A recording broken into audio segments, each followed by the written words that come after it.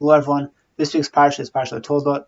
Last year we focused in more on the Yaakov-Esav relationship. That is to say, why Esav wasn't deserving of the brachas, how he was deceiving his father, and how that really comes out through the psukim, through Rashi's commentary. So that was last year.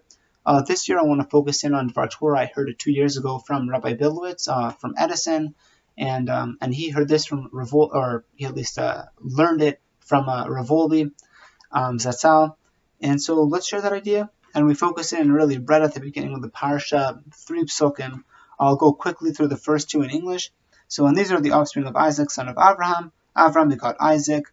Isaac was 40 years old when he took Rivkah, daughter of Bethuel the Aramean from Padan Aram, sister of Lavan the Aramean, as a wife for himself. Okay, so Rashi asks, or at least is bothered by the idea that, Rivka's whole lineage is coming apart. Oh, she's the son of Bethuel, she's the daughter of Lavan. Why do we need to know all this stuff? So Rashi says, look, as I tell you that even though Rivka grew up in the house of a Rasha, had a Rasha as a brother, even so, she was a tzedekah. She was still able to be a righteous individual. Okay? So moving on to the 3rd verse in our parsha, or 25 verse 21. Vayetar Yitzchak LaHashem lenochach ishto, ki akarahi, vayeter lo Hashem vatar Rivka ishto. So that's what it says. So in English, so Isaac entreated Hashem opposite his wife, because she was barren. So what does that mean? So Isaac effectively prayed to God opposite his wife. Why opposite? What does that mean? So Rashi explains to us, Lenochach ishto, ze omed b'zavito u'mitpalel. So he's standing in one corner and praying, v'zo omedet b'zavito u'mitpalelet, and she's standing in an opposite corner and is praying. So they're both praying together, but just in separate corners. So that's what it means, Lenochach ishto. Okay, so why are they praying? Ki akarahi, because she's barren, she doesn't have any children, and they won't have children. Okay, so v'yater lo Hashem, vatar Rivka ishto. So when God listened to him, and Rivka got pregnant. Rivka, his wife, got pregnant. So Rashi is now going to ask us, what does it say, and God listened to him? Well, him, and, there are 2 people davening, so what's going on here? So it says Rashi, v'yater lo v'lo la. God listened to him, i.e. Yitzchak, and not to her, to Rivka. Why not? She's Rivka. So says Rashi, she'ein domet tfilat tzadik ben rasha letfilat tzadik ben tzadik. Because you can't compare the prayer of a tzaddik, who's the son of a rasha, which is Rivka. She's a tzaddikas, but her father is far from it. Letfilat tzadik ben tzadik. You can't compare that kind of tefillah, the tefillah of a tzaddik ben tzadik. Yes, Rivka is a tzaddikas, but so is Yitzchak. And Yitzchak's father was a tzaddik. That's Avraham. You can't compare the 2 prayers. Lefikach lo v'lo la. And therefore, God listened to his prayer and not to hers. Now, says Rabbi Billowitz in the name of Rav Wolbe, what is going on here? That does not seem like a Jewish idea. Since when does God show favorites? Right?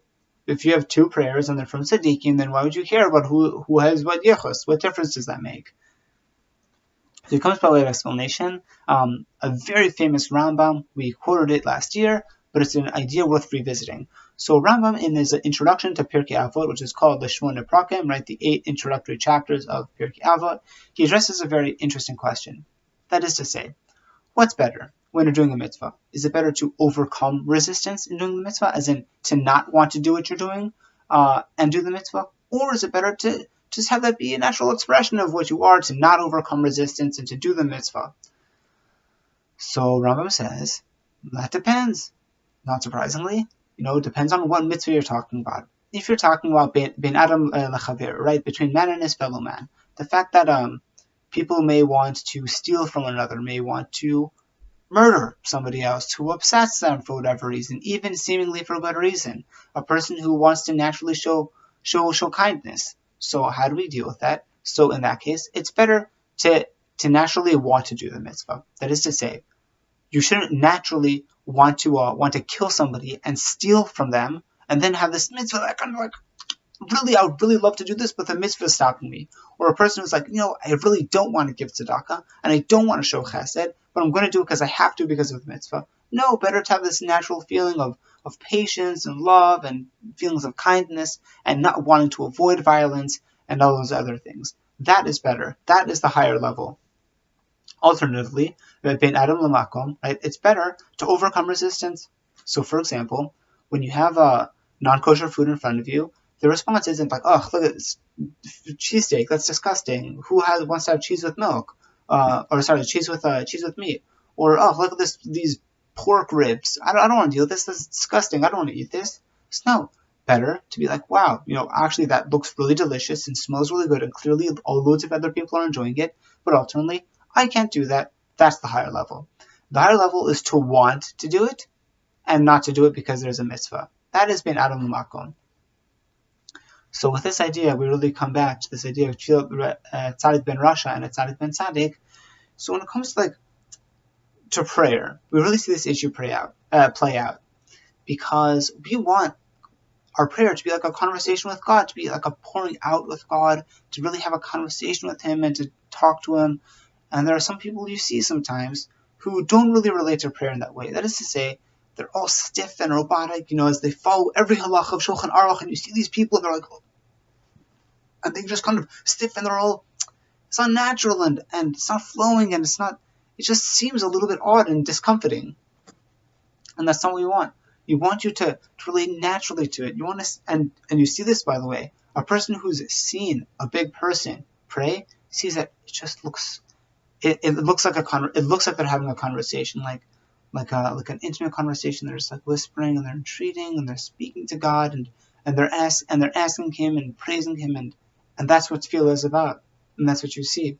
So when we look back at that Rashi and we see you can't compare the tefillah of a tzaddik ben Rasha to a tefillah of tzaddik ben tzaddik, it's not that God is showing favoritism. That's not what's going on. It's just saying that Yitzchak grew up with Avraham. Yitzchak knew how to pray because he saw the way his father prayed. Therefore, for him, it was a conversation. He was just talking to God. He was just having this intimate conversation with the Kadosh Baruch Hu. Rivka, though, was still trying to figure it out because she had never seen it, so it was uncomfortable for her. And therefore, God listened to his prayer and not to hers. Shabbat Shalom.